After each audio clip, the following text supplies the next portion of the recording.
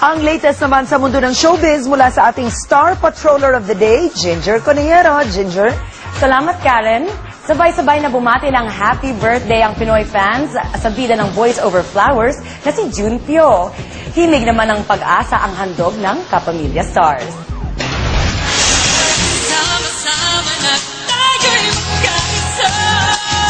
Sa nagkakaisang tinig, ipinahati din ng Eric Santos, Tony Gonzaga at Yen Constantino ang mensahe ng pag-asa sa bago nilang single at music video na Bagong Umaga.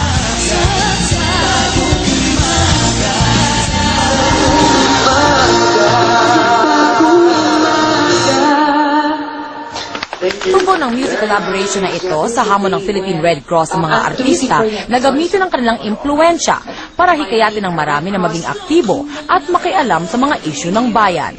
Anything naman na may concern sa social awareness ng tao na makakatulong sa kapwa, lagi naman kaming handa. Lagi, especially ako, lagi akong handa magbigay ng panahon, ng tulong at suporta dahil magandang proyekto.